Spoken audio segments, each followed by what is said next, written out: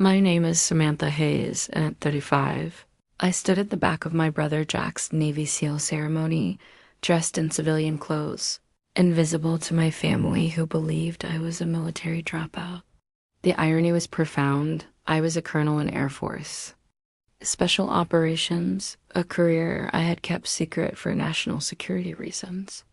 As I scanned the crowd, I noticed my brother's commanding general, Rear Admiral Wilson, looking in my direction, his eyes widening in recognition. Before I share what happened next, I'd love to know where you're reading from. Drop a comment. If you've ever had to hide your success from those who doubted you, growing up in San Diego, as the daughter of retired Navy Captain Thomas Hayes, military excellence wasn't just encouraged, it was expected. Our home was adorned with naval memorabilia, and dinner conversations revolved around maritime strategy and military history. My father's booming voice filled our dining room with tales of his deployments, his eyes gleaming as Jack absorbed every word. I listened just as eagerly, but my enthusiasm was never quite received the same way. Samantha has a sharp mind, my father would tell his Navy buddies, but lacks the discipline for service. This stung, especially since I'd spent my childhood dreaming of following in his footsteps. I ran before school each morning, studied naval tactics from his bookshelves, and applied to the Naval Academy with perfect grades. When I was accepted, it was the proudest day of my life. My father hugged me, a rare gesture, and said gruffly, "Don't waste this opportunity." The Naval Academy was everything I'd hoped for, challenging and fulfilling. I excelled in strategy courses and physical training, graduating in the top percentile. What my family never knew was that during my third year, intelligence officers approached me, noting my aptitude in key areas. They offered me a position in a classified program requiring immediate transition and absolute secrecy. The cover story was simple. I'd washed out of the academy. It was believable many talented candidates didn't make it and would draw minimal attention. I agreed, believing my family would eventually learn the truth. I was wrong. I just don't understand how you could throw it all away, my mother, Eleanor, said during my first visit home after the dropout. Her disappointment showed in her tight lips and averted eyes. "Your father pulled strings to get you considered," she added. "I didn't ask him to," I replied quietly, the classified nature of my position sealing my lips. My father was. Worse, he didn't rage or lecture. He simply stopped talking about me. When relatives asked about his children, he'd light up discussing Jack's accomplishments at the academy, then change the subject when my name arose. Thanksgiving dinners became endurance tests. "Jack's been selected for advanced tactical training," my father would announce, slicing turkey with precision. "Top of his class," my mother would add, her hand on Jack's shoulder, her eyes sliding past me. "It's comforting when your children find their purpose," she'd say. My cousin Melanie once asked tactlessly, "So, Sam, are you still working that administrative job at the insurance company?" My cover story, a boring corporate role designed to discourage questions. "Yes," I answered, swallowing the lie in my pride. "Good benefits, I guess," she replied with a thin smile. Meanwhile, my actual career advanced at an extraordinary pace. I couldn't tell them about night operations in countries untouched by American forces, the intelligence I gathered that saved lives, or the commendations accumulating in a secure facility. When I was promoted to major, my parents were celebrating Jack's elite training program. When I received a silver star in a private ceremony, my mother was lamenting to friends about her daughter who didn't apply herself. Jack wasn't unkind, but followed our parents' lead, growing distant as our supposed paths diverged.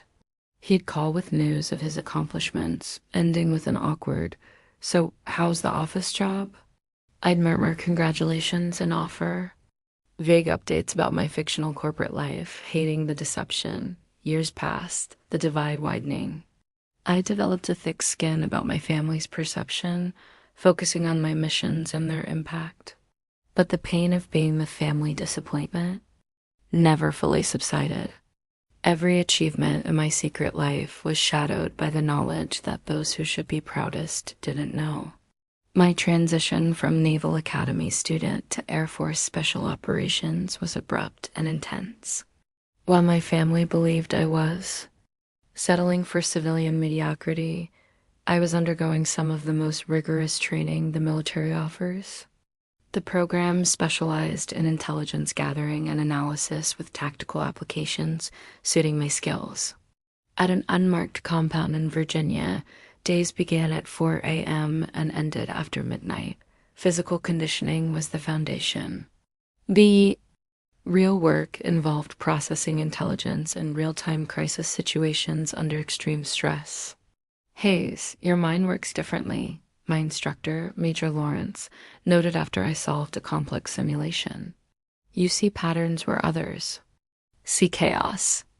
This aptitude accelerated my progress. I completed the 18-month course in 11. My first assignment was a low-profile intelligence operation in Eastern Europe, where Russian influence created ripple effects. Colonel Diana Patterson, a pioneering woman in special operations, became my mentor. The system isn't built for us, she told me frankly, but that's why we succeed in it. We approach problems from angles others don't consider. Under her guidance, I navigated operational challenges and the unique difficulties of being a woman in this elite space. By my 4th year, I had been promoted twice and led intelligence teams in operations across 3 continents.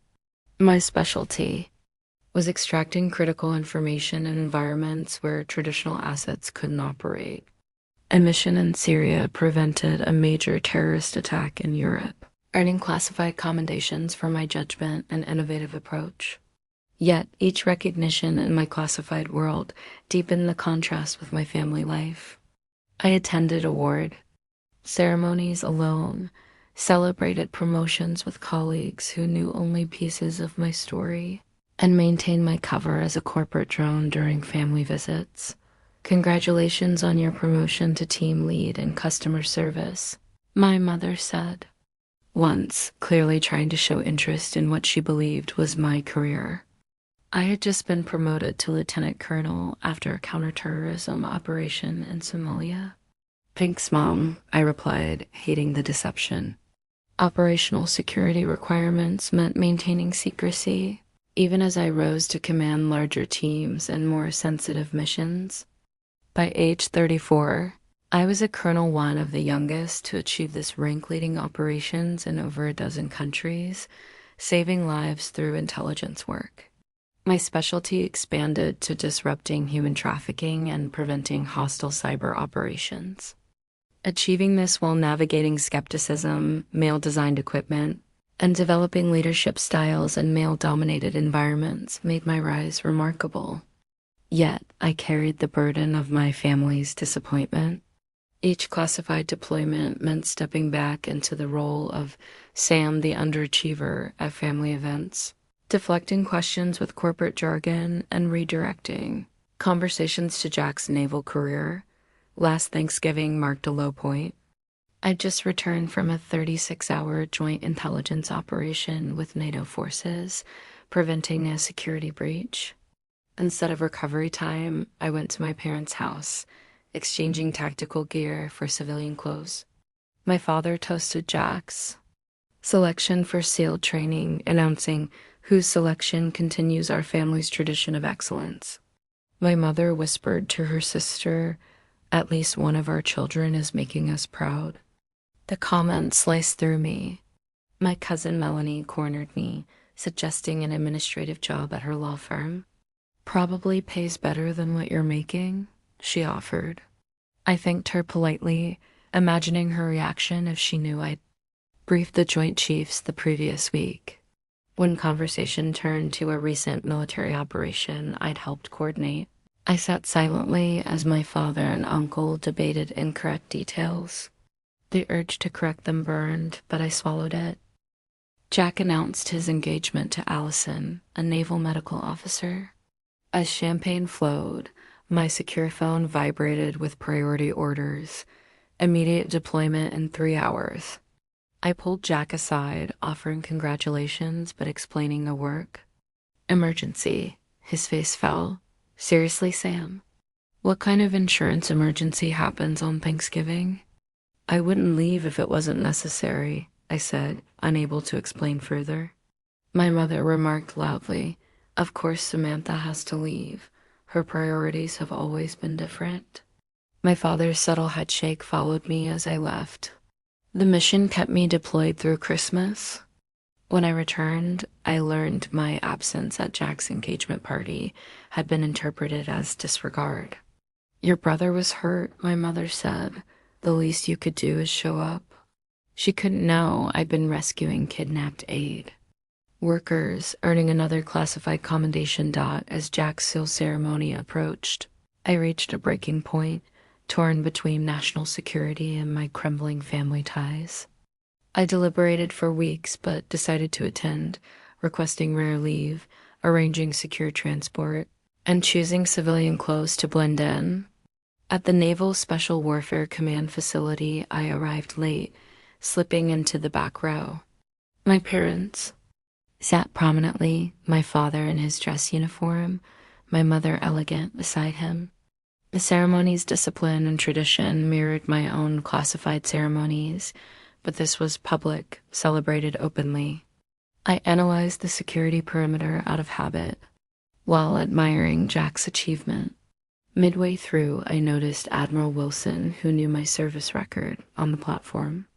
I shifted to avoid recognition, but when Jack received his honors, my slight movement caught Wilson's eye. His expression shifted confusion to certainty as he spotted a decorated Air Force officer in civilian clothes. I planned a quick exit, but Admiral Wilson reached me, his voice carrying, "Colonel Hayes, I didn't expect to see you here." My parents nearby froze. "It's good to see you, sir," I responded formally. "Last time was that joint operation in the Gulf, wasn't it?" He continued, "Your intelligence saved lives." My mother's hand flew to her mouth. Jack's expression turned bewildered. "Colonel?" My father said the word foreign. Wilson turned, noticing my family. "Captain Hayes, your daughter is one of our most valuable assets in special operations." Commander Brooks approached, adding, "Your team's work on the Antalya operation was remarkable." My cover dissolved in real time. "Is this true?" "Sam," Jack asked. "Yes," I confirmed. My father pressed, "You're a colonel in Air Force Special Operations?" "Intelligence Division," I specified. "Recruited from the academy into a classified program." My mother looked unsteady. "All this time," a major added, "Colonel Hayes's analysis changed our approach in Moga." Jack connected dots. "That's why you missed my engagement party. Coordinating an extraction in Eastern Europe," I said. My father asked about my clearance level. "Higher than I can specify," I answered. Wilson concluded, "Your daughter's service record is exceptional." Before Wilson left, leaving me exposed before my family, "Why let us believe you'd failed?" My mother asked, hurt evident. "It was about operational security," I explained. My father began to understand. "To reach colonel at your age." Jack noted my unexplained absences and scars. My mother whispered, "All those things we said." The family dinner that followed was the first honest gathering of my adult life. My father asked about my Air Force path. "The program suited my skills," I said. My mother struggled. "All those times we thought you were irresponsible." I explained. Jack laughed. "I must have sounded like an idiot bragging about my promotions." "You didn't," I assured him. My mother admitted, "We should have trusted you." 6 months later, at a 4th of July barbecue, my father introduced me to his Navy colleagues. My daughter, Colonel Hayes, Air Force Special Operations General. My mother had created a discreet display of my unclassified commendations and a photo from my brigadier general promotion. Jack greeted me with a grin, general, burger, or hot dog. The afternoon was light, built on partial truth. My father showed pride, referencing my expertise and deferring to my insight. In the family photo, my mother said, both my children serving, just in different ways. At my promotion ceremony 2 weeks later, my family sat in the reserved seats, their pride evident. My mother hugged me, whispering, I always knew you were exceptional. My father said, well done, General Hayes. The journey from disappointment to recognition was complicated by secrets, but being partially known brought peace. If you've been mistaken or kept parts of yourself hidden, know that truth can emerge unexpectedly. Your worth remains valid, even unrecognized. Share your stories below, and if this resonated, please like and subscribe. The most powerful truths are often carried quietly until the right moment arrives.